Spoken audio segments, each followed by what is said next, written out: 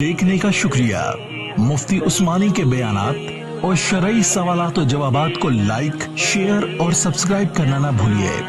Thanks for watching. Don't forget to like, comment and subscribe to Mufti उस्मानीज official channel. Standard जो आपने बना लिए हुए हैं, इस स्टैंडर्ड से हट के कुरान और हदीस को अपना स्टैंडर्ड बनाइए। अल्लाहु अकबर। तो बात ये अर्ज कर रहा था लोगों, आज हम जिल्लतों के अंदर जो फंसे हुए हैं और इज्जतों के मुतलाशी हैं, उसका हमारे लिए वाहिद रास्ता ये है कि हम अल्लाह और उसके रसूल सल्लल्लाहु अलैहि वसल्लम के हुक्मों पर अमल करें। जब तक हम वो रास्ता इख्तियार नहीं करेंगे तो हमारे लिए जिल्लतें ही जिल्लतें हैं। इन्नल हम्दुलिल्लाह वस्सलातु वस्सलामु अला रसूलिल्लाह अम्मा बअद फअऊज़ु बिल्लाहि मिनश शैतानिर रजीम बिस्मिल्लाहिर रहमानिर रहीम फल्यहज़रिल्लज़ीना युख़ालिफ़ूना अन अम्रिहि अन तुसीबहुम फितनतुन सदक़ल्लाहु मौलाना अज़ीम। अल्लाहुम्मा सल्लि अला मुहम्मदिन व अला आलि मुहम्मदिन कमा सल्लैता अला इब्राहीम व अला आलि इब्राहीम इन्नका हमीदुम मजीद। अल्लाहुम्मा बारिक अला मुहम्मदिन व अला आलि मुहम्मद कमा बारकता अला इब्राहीम व अला आलि इब्राहीम इन्नका हमीदुम मजीद। हज़रात मोहतरम, भाइयों, बुजुर्गों, दोस्तों, नौजवान साथियों,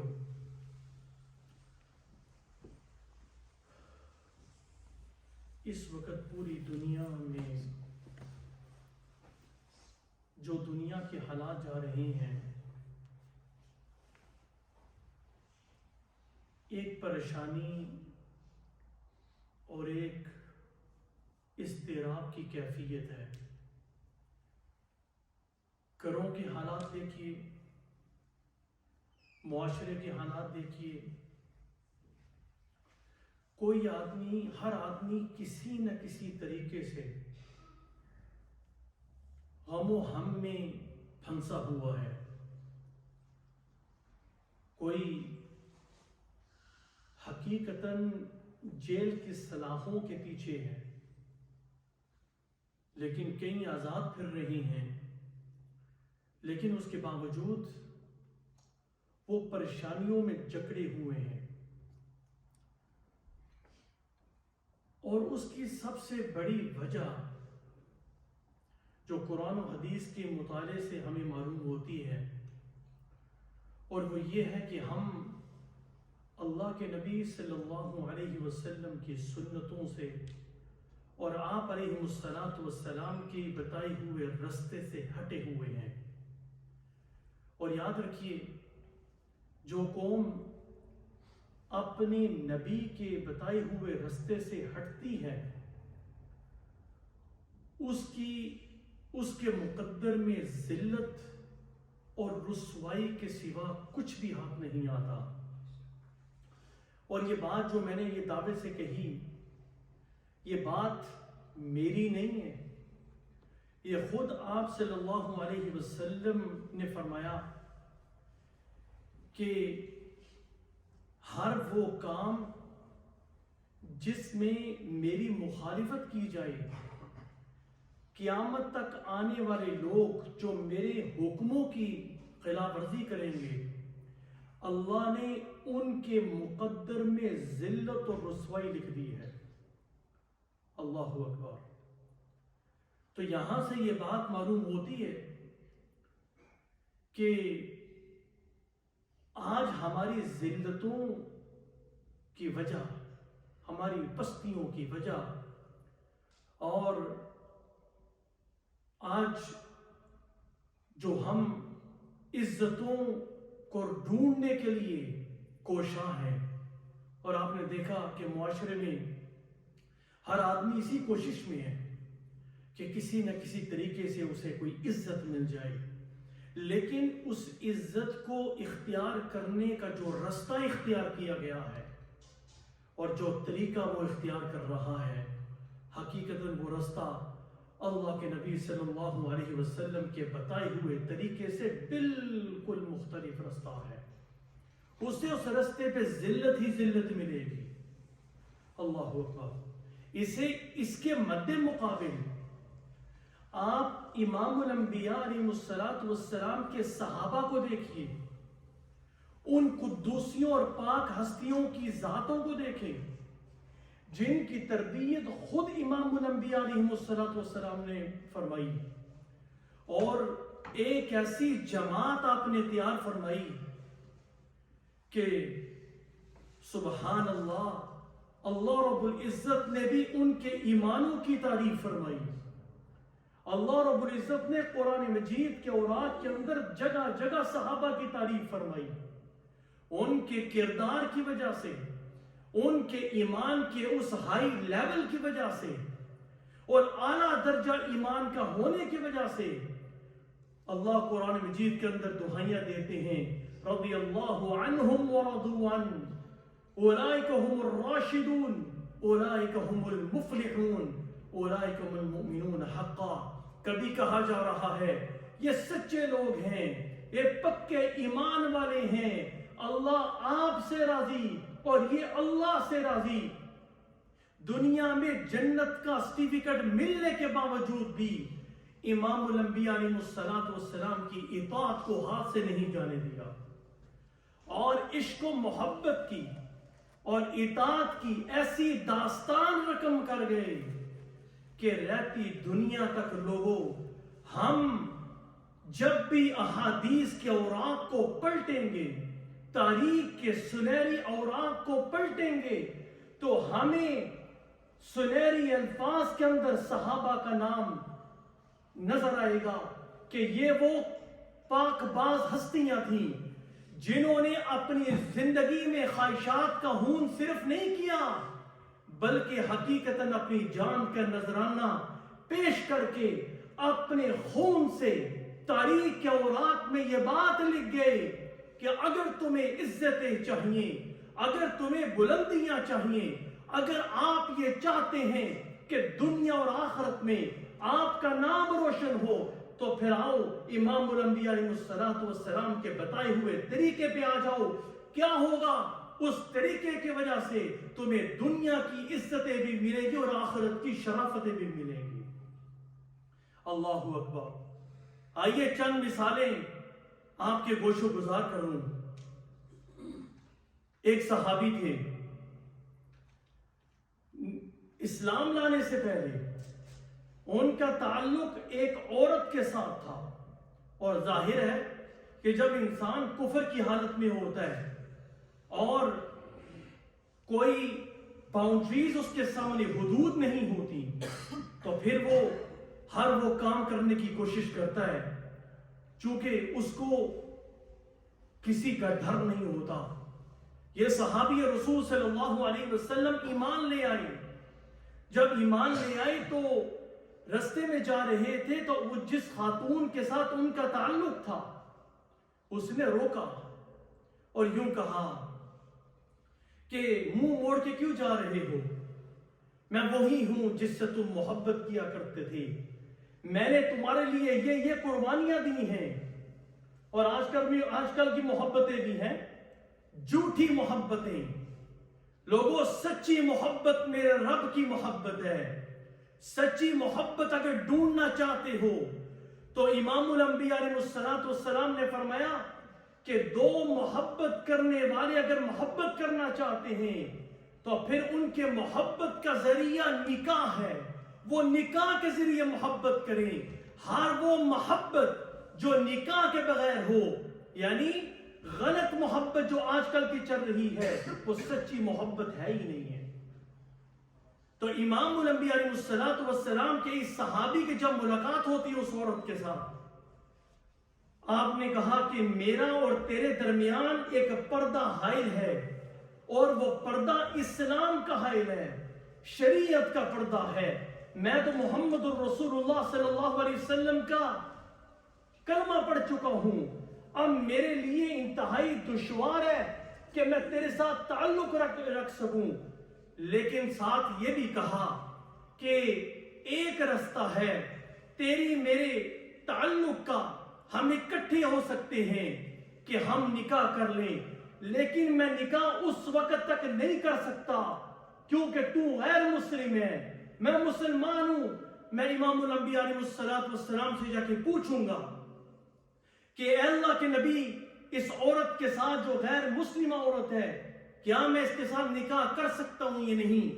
امام الانبیاء علیہ السلام کے دربار میں پہنچے، اے اللہ کے رسول صلی اللہ علیہ وسلم، یہ واقعہ پیش آیا ہے، یہ ماجرا پیش آیا ہے، اب میں کیا کروں؟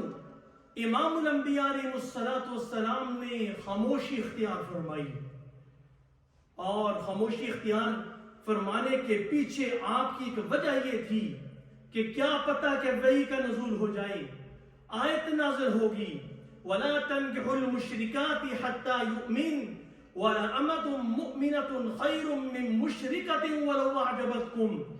آپ مشرکہ عورت کے ساتھ، عورتوں کے ساتھ نکاح نہ کریں، جو مومن باندی ہے وہ آزاد عورت سے بہتر ہے۔ اگرچہ مشرکہ عورتیں آپ کو باندیاں، جو عورتیں آزاد آپ کو اچھی لگتی ہیں، اگرچہ وہ اچھی بھی لگیں، لیکن مومن باندی غیر مسلمہ عورت سے، آزاد عورت سے، غیر مسلمہ جو آزاد عورت ہے اس سے بہتر ہے۔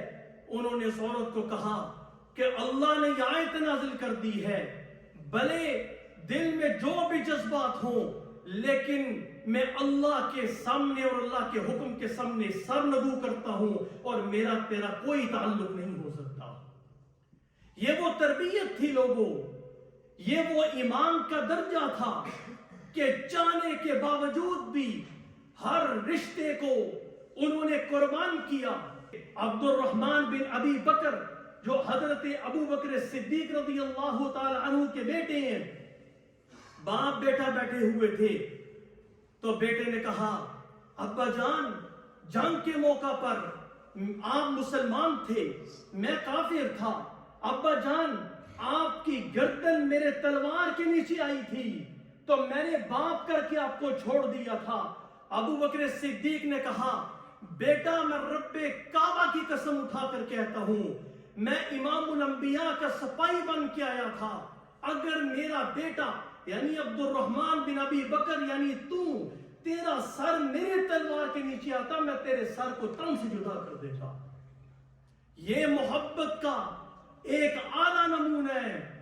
لوگوں 1400 سال پہلے چلے جائیے، مکہ کی وادی، وہ شہر یعنی وہ ملک جس میں عرب شراب کو پینا اپنا فخر سمجھتے تھے، اگر شراب پی کر اگر کوئی مر جاتا، لوگ کہتے کہ اس کی بہترین موت ہے۔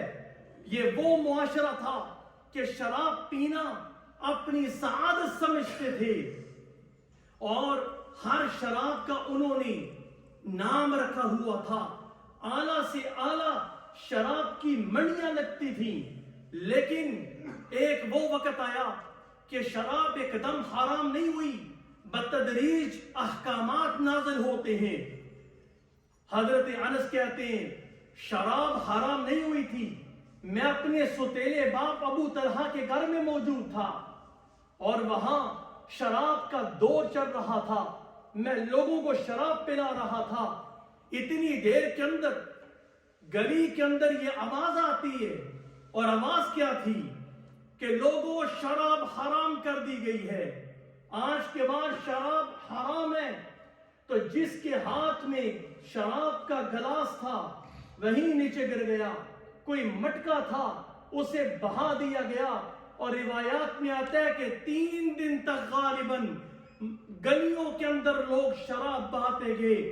وہ قوم جو شراب کی عادی تھی اور ان کے نزدیک شراب کی ایک بڑی اہمیت تھی، لیکن اللہ اور اس کے رسول صلی اللہ علیہ وسلم کا جب حکم آیا، جس کے منہ میں شراب تھی اس نے باہر پھینکی، ہاتھ میں گلاس تھا نیچے پھینکا، اور جو مٹکے تھے شراب کے انہیں توڑ دیا، اور انہیں گلیوں کے اندر پھینک دیا، اور وجہ یہ تھی کہ ابھی ہمارے کانوں کے اندر اللہ کا یہ حکم آیا کہ شراب ہمیشہ ہمیشہ کے لیے حرام کر دی گئی ہے۔ لیکن لوگوں، آج ہم جو ذلیل و خوار ہو رہے ہیں اس کی وجہ یہ ہے کہ آج ہم نے اللہ اور اس کے رسول صلی اللہ علیہ وسلم کے بتائے ہوئے رستے کو چھوڑ دیا، جس کی ایک بہت بڑی مثال میں آپ کو پیش کرتا ہوں۔ ہم یہ بعض دفعہ سمجھتے ہیں ہم نماز پڑھ رہے ہیں، ہم قرآن پڑھ رہے ہیں، ہم تو زکوٰۃ اور صدقات دیتے ہیں، لیکن لوگوں، بعض اوقات انسان وہ عمل کر رہا ہوتا ہے جس کی وجہ سے معاشرے میں فتنہ اور فساد پیدا ہوتا ہے۔ آپ صلی اللہ علیہ وسلم نے فرمایا کہ عورت کے ساتھ چار وجہ سے نکاح کیا جاتا ہے: اس کے حسن کی وجہ سے، اس کی خوبصورتی کی وجہ سے، اس کے حسب و نسب کی وجہ سے، اس کی مال و دولت کی وجہ سے، اور اس کے دین کی وجہ سے۔ لیکن لوگوں، تم دین کو مقدم رکھنا۔ جس عورت سے نکاح کرو، دیکھو کہ وہ عورت نیک ہے یا نہیں، صوم و صلاۃ کی پابند ہے یا نہیں، اللہ کا خوف رکھنے والی ہے یا نہیں، کیونکہ ماں جب نیک ہوتی ہے تو اس کے بطن سے پیدا ہونے والی اولاد کے اندر وہ پرہیزگاری کے اثرات آتے ہیں، اور ایک نیک معاشرہ جنم لیتا ہے۔ لیکن ماں علیاذ باللہ اگر نیک نہ ہو، نماز کی پابند نہ ہو، فاسق اور فاجرہ ہو، اس کے گناہوں کے اثرات اس کے بچوں پر پڑیں گے، گھر پہ پڑیں گے، گھر کا سکون تباہ ہوگا۔ لیکن آج اس کا الٹ ہو رہا ہے۔ ہم جب جاتے ہیں ڈھونڈنے کے لیے، یا لڑکی والے کوئی رشتہ ڈھونڈنے کے لیے آتے ہیں، سب سے پہلے سوال یہ کیا جاتا ہے کہ بھئی اس کی سالانہ اور یا ماہانہ اس کی تنخواہ کتنی ہے۔ لیکن آج تک تو میں نے بہت کم سنا ہے کوئی رشتہ لینے کے لیے جائے تو پوچھ رہا ہو کہ بھائی یہ پردہ کرتی ہے یا نہیں کرتی، یہ نماز پڑھتی ہے یا نہیں پڑھتی۔ بس ہم نے جو سٹینڈرڈ بنایا ہوا ہے، اس سٹینڈرڈ کو، جو سٹینڈرڈ غلط ہے۔ اور آپ صلی اللہ علیہ وسلم نے فرمایا اگر تمہارے پاس کوئی دیندار رشتہ آئے اور اس رشتے کو تم ریجیکٹ کرو تو پھر یاد رکھو، اگر تم اس دیندار رشتے کو ریجیکٹ کرو گے اور دنیا کو ترجیح دو گے تو اس کا نقصان یہ ہوگا کہ زمین پر اللہ رب العزت فساد برپا کر دیں گے۔ اور آج فساد یہ جو برپا ہو رہا ہے، گھروں میں جو تباہی ہو رہی ہے، اسی وجہ سے ہو رہی ہے۔ جو چناؤ کیا جا رہا ہے وہ غلط چناؤ ہے۔ آپ صلی اللہ علیہ وسلم نے فرمایا کہ تم اچھے سبزے میں نکاح کرو۔ تو پوچھا گیا، صحابہ نے پوچھا اللہ کے رسول صلی اللہ علیہ وسلم اچھا سبزہ کون سا ہے؟ تو آپ صلی اللہ علیہ وسلم نے فرمایا کہ اچھا خاندان، اچھے خاندان میں نکاح کرو، اس کی اثرات ہوں گے۔ لیکن آج اس کا بالکل الٹ ہو رہا ہے۔ تو لوگوں، بہت سارے لوگ، کل بھی ہماری بات ہو رہی تھی ساتھیوں کے ساتھ، اور اس کے علاوہ بھی بہت سارے لوگ اس معاملے کے اندر بڑی غلطی کرتے ہیں، اور جو ہمارے نوجوان نسل ہے انہوں نے جو ایک سٹینڈرڈ بنا لیا ہوا ہے کہ اس طرح کی لڑکی ہوگی، اس طرح اس کے پاس گھر ہوگا، اور میں نکاح اس وقت کروں گا جب میں اتنا کماؤں گا۔ اللہ کیا فرماتے ہیں؟ وَأَنكِحُوا الْأَيَامَ مِنْكُمْ وَالصَّالِحِينَ مِنْ عِبَادِكُمْ وَإِمَائِكُمْ إِنْ يَكُونُوا فُقَرَاءَ يُغْنِهِمُ اللَّهُ مِنْ فَضْلِهِ۔ اللہ کا وعدہ یہ ہے اگر کوئی غریب آدمی نکاح کرے گا، اس نکاح کے بدولت اللہ اسے غنی بنا دیں گے۔ لیکن یہ کیا شورٹی ہے کہ جو آدمی آپ کے پاس سے رشتہ لے کے آیا ہے، آپ اس سے پوچھ رہے ہیں تو کتنا کما رہا ہے، تو لوگوں وہ کہے گا میں 60,000 کما رہا ہوں، 50,000 کما رہا ہوں، تو اس کا کیا فائدہ؟ اس کی کیا گارنٹی ہے کہ مستقبل کے اندر اس کا وہی مال اس کے پاس رہے گا؟ کیا پتا کہ وہ غریب جو ماضی کے اندر غریب تھا اللہ اسے امیر کر دیں، اور جو امیر تھا مستقبل کا غریب بن جائے۔ اور اس کی مثال میں آپ کو دیتا ہوں. رسول اللہ صلی اللہ علیہ وسلم کے پاس ایک صحابی آئے, جلیبیب رضی اللہ تعالی عنہ. یہ خوبصورت نہیں تھے, مال نہیں تھا, غریب تھے. اللہ کے رسول صلی اللہ علیہ وسلم, میں نکاح کرنا چاہتا ہوں. آپ صلی اللہ علیہ وسلم نے ایک انصاری کو کہا کہ اس کا نکاح آپ کی بیٹی کے ساتھ کر دوں. وہ انصاری کہنے لگے کہ اللہ کے رسول صلی اللہ علیہ وسلم, میں اپنی بیوی سے مشورہ کرنا چاہتا ہوں. اپنی بیوی کے پاس گئے, بیوی سے پوچھا. بیوی نے کہا نہ کر دو, غریب ہے, خوبصورت بھی نہیں ہے, چھوڑ دو, اس کی کوئی ضرورت نہیں ہے. اندر کمرے میں جس بیٹی کا رشتہ آیا تھا, اس نے جب سنا کہ میرے ماں باپ اللہ کے رسول صلی اللہ علیہ وسلم کے بتائے ہوئے رشتے کو ریجیکٹ کر رہے ہیں, اندر سے آواز دیتی ہے کہ ابا جان, اماں جان, آپ کیا کر رہے ہیں؟ اللہ کے رسول صلی اللہ علیہ وسلم نے یہ رشتہ بھیجا ہے, بھلے غریب ہے, بھلے خوبصورت نہیں ہے, لیکن مجھے یقین ہے کہ اللہ رب العزت اس شخص کے ذریعے مجھے کبھی بھی ذلیل نہیں کریں گے. نکاح ہو گیا. انصار کہتے ہیں کہ نکاح کے بعد وہ جلیبیب کی بیوی جس نے غریب کے ساتھ نکاح کیا تھا, ہمارے انصار قبیلے میں سب سے زیادہ صدقہ کرنے والی عورت بن گئی. کس کی بدولت؟ نکاح کی بدولت. کس کی بدولت؟ لوگوں, سٹینڈرڈ جو آپ نے بنا لیے ہوئے ہیں, اس سٹینڈرڈ سے ہٹ کے قرآن و حدیث کو اپنا سٹینڈرڈ بنائیے. اللہ اکبر. تو بات یہ عرض کر رہا تھا لوگوں, آج ہم ذلتوں کے اندر جو پھنسے ہوئے ہیں اور عزتوں کے متلاشی ہیں, اس کا ہمارے لیے واحد رستہ یہ ہے کہ ہم اللہ اور اس کے رسول صلی اللہ علیہ وسلم کے حکموں پر عمل کریں. جب تک ہم وہ رستہ اختیار نہیں کریں گے تو ہمارے لیے ذلتیں ہی ذلتیں ہیں.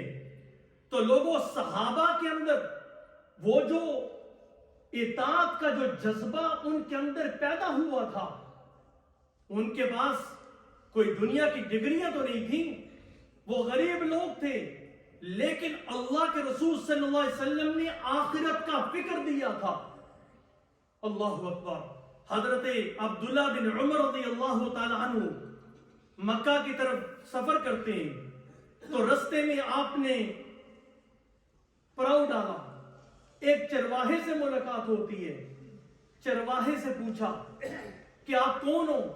میں چرواہا ہوں, یہ بکریاں ہیں, میں یہ چراتا ہوں ادھر. تو حضرت عبداللہ بن عمر رضی اللہ تعالیٰ عنہ نے سوال کیا کہ ایک بکری ہمیں دے دو. کہنے لگا یہ بکریاں میری نہیں ہیں, یہ میرے مالک کی بکریاں ہیں. اللہ اکبر. تو حضرت عبداللہ بن عمر رضی اللہ تعالیٰ عنہ نے اس کا امتحان لینا چاہا اور کہا کہ بھائی اتنی بکریاں ہیں, ایک دے دو. اور مالک کو کہنا کہ بھیڑیے نے کھا لیا ہے, اس کو کیا پتا چلے گا. وہ چرواہا کہنے لگا, وہ پہچانتا نہیں تھا عبداللہ بن عمر کو, کہنے لگا این اللہ فین اللہ.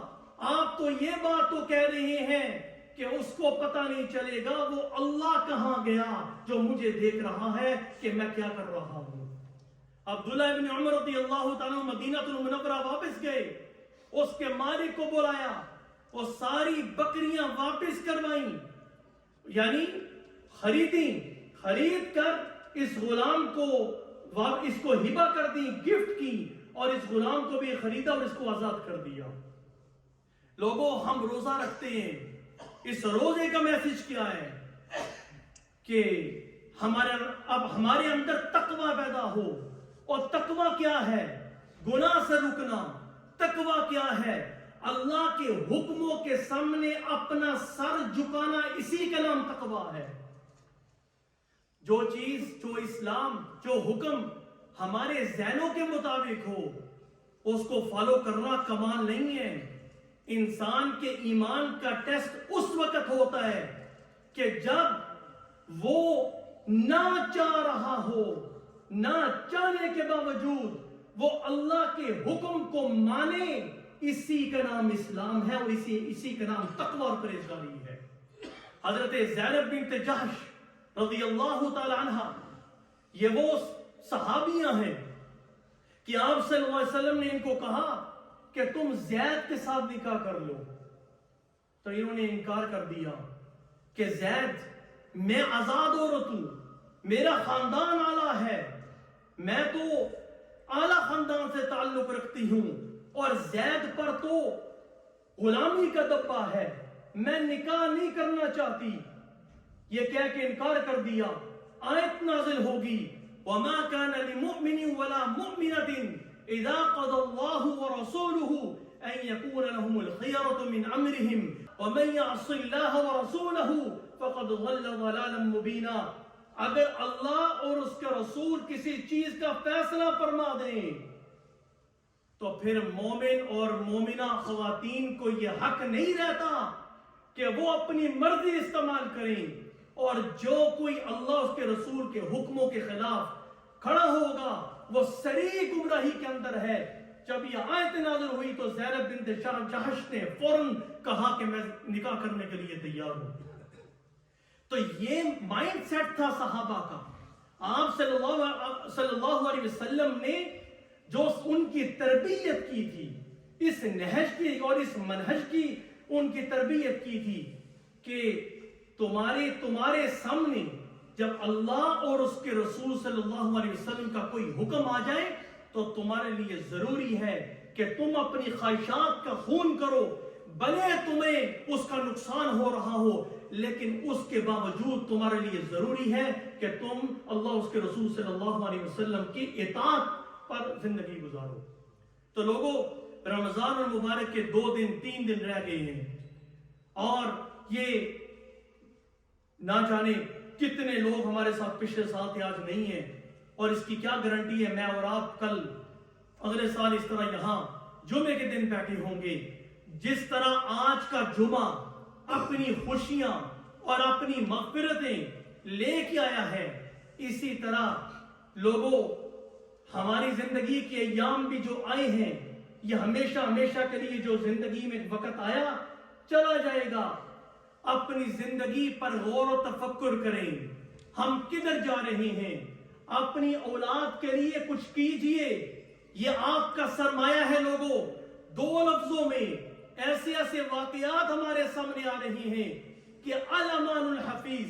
اگلے دن میں نے بیان کے اندر یہ بات بتائی کہ ایک نوجوان نے یہ بات بتائی ہے کہ حافظ قرآن مجید کا حافظ، اس نے اپنا جینڈر تبدیل کر لیا ہے، عورت بن گئی ہے، اور صرف اس پر اکتفا نہیں کیا بلکہ انٹرنیٹ پہ پیسے لگائے اپنے جسم کے، اور یوں کہا کہ اگر آپ مجھ سے ملاقات کرنا چاہتے ہیں میں اپنے جسم فروشی کرنا چاہتی ہوں اور 50 پاؤنڈ یا میرے جسم کو استعمال کر سکتے ہیں۔ جب ماں باپ اپنے بچوں سے بے رخ ہوں گے، اپنے بچوں کے مسائل کو حل نہیں کریں گے، ان کے مسئلے کو سنیں گے نہیں، اس کا حل نہیں ڈھونڈیں گے، تو یہی کچھ ہوگا جو میں آپ کو بھی بتا رہا ہوں۔ ہمارے بچوں کے ایمان خطرے میں ہیں، کیونکہ ہمارے پاس ٹائم نہیں ہے بچوں کے پاس بیٹھنے کے، ہمارے پاس وقت نہیں ہے۔ لوگوں، جن والدین کو اللہ نے نیک اولاد عطا فرمائی ہے ان کو تو صبح شام اللہ اکبر اللہم لک الحمد ولک الشکر کیا کہ اللہ کا شکر ادا کرنا چاہیے۔ مولا تیرا شکر ہے کہ آپ نے ایسی اولاد عطا فرمائی جو ہماری آنکھوں کی ٹھنڈک ہے، مولا ایسی اولاد عطا فرمائی جو قرآن کی حافظ، قرآن کی عالم ہے، حدیث کو بیان کرنے والی ہے۔ اگر آپ اپنی اولاد کی قدر نہیں کریں گے تو پھر اس ناقدری کا وبال وہی ہوگا جس کا واقعہ میں آپ کو آلریڈی بتا چکا ہوں۔ نیک اولاد لوگوں اپنے پیچھے کوئی سرمایہ تیار کر جاؤ، جب آپ قبر میں جائیں تو یہ اولاد آپ کے لیے کہے ربنا اغفر لی وَلِوَالِدَيَّ وَلِلْمُؤْمِنِينَ يَوْمَ يَقُومُ الْحِسَابِ، مولا مجھے بھی بخش دے، سارے مومنوں کو بخش دے، ہمارے والدین کو بخش دے۔ یہ اس وقت یہ اولاد آپ کے لیے دعا کرے گی جب آپ اس کو دین سکھائیں گے۔ جب آپ نے اس کو دین نہ سکھایا اسے قرآن نہ سکھایا، اسے نماز نہ سکھائی، اسے اللہ کی معرفت نہ سکھائی، اسے اللہ کے رسول صلی اللہ علیہ وسلم کا تعارف نہ کروایا، تو کل وہ آپ کے لیے ہاتھ اٹھا کر دعائے مغفرت کرے گی؟ کل ہر باپ اور ہر ماں اللہ کے کٹہرے میں جب کھڑی ہوگی اسے یہ سوال کیا جائے گا، یہ تمہاری ذمہ داری تھی اولاد کی تربیت کرنا۔ اور بہت سارے لوگوں کو میں نے یہ سنا ہے کہ اندے جی کیا کریے جی اتھا دے موڑے سنتا ہی نہیں، وہ اتھا دی اولاد نہیں سنتی۔ اللہ کے ہاں تو یہ بہانہ نہیں چلے گا۔ اسی ملک کے اندر ہم نے نوجوانوں کو اللہ کے سامنے روتے ہوئے ان کی آنکھوں میں سے اشک دیکھے ہیں۔ اسی ملک کی پیدائش، ایسے ایسے نوجوانوں کو دیکھا ہے جو تہجد گزار ہیں۔ وہ کس ملک کی پیدائش ہے؟ وہ افریقہ سے آئے ہیں، وہ اسی ملک کی پیدائش ہیں جو 5 وقت کے نماز پڑھتے ہیں، ایک ایک مسئلہ پوچھتے ہیں، قدم پھونک پھونک کے گزارتے ہیں اور اپنی عزت اور عصمت کو بھی بچاتے ہیں۔ وہ کس ملک کی ہیں؟ لوگوں اللہ کے سامنے یہ بہانے نہیں چلیں گے کہ یا اللہ مجھے کام تھا، میں بیزی ہو گیا، میرے پاس وقت نہیں تھا۔ ابھی زندگی کے ایام ہیں، آپ کے پاس مہلت ہے۔ لوگوں اپنے لیے کچھ کر جائیے، اپنی اولاد میں سے کر جائیے۔ ایسا نہ ہو کہ ہم قبر میں ہوں، اللہ محفوظ فرمائے ہماری آنے والی نسلوں میں سے کوئی مرتد ہی نہ ہو جائے۔ اللہ ہم سب کو محفوظ فرمائے۔ اور آخری بات کہہ کے اپنی بات کو ختم کرتا ہوں۔ یہ جو میں نے آپ کو مرتد کی بات کہی، ایک بہت بڑے عالم، بہت بڑے، جن کے سینکڑوں نہیں ہزاروں طالب علم پوری دنیا کے اندر موجود ہیں، ان کا بیٹا، اللہ اکبر، ان کا بیٹا خود قرآن پڑھانے والا عالم، وہ یہودی ہو گیا، وہ یہودی ہو گیا، اس کا ایمان چھن گیا، کئی عرصے تک وہ بھٹکتا رہا، اور ابھی چند مہینے پہلے پتہ چلا ہے کہ اللہ رب العزت نے اس کا دل پھیرا اور وہ اب اسلام کی طرف آ گیا۔ لیکن اس کی کوئی گارنٹی نہیں ہے۔ جب آپ اللہ کے حکموں کی قدر نہیں کریں گے اور حضور صلی اللہ علیہ وسلم کے بتائے ہوئے طریقے کو اپنائیں گے نہیں، تو پھر یہی کچھ ہوگا۔ دعا ہے کہ اللہ میرے بھی ایمانوں کی حفاظت فرمائے، ہماری نسلوں کی ایمانوں کی حفاظت فرمائے، ہماری بچیوں کی ایمانوں کی حفاظت فرمائے، ان کی عزت و عفتوں کی حفاظت فرمائے۔ وآخر دعوانا الحمدللہ رب العالمین۔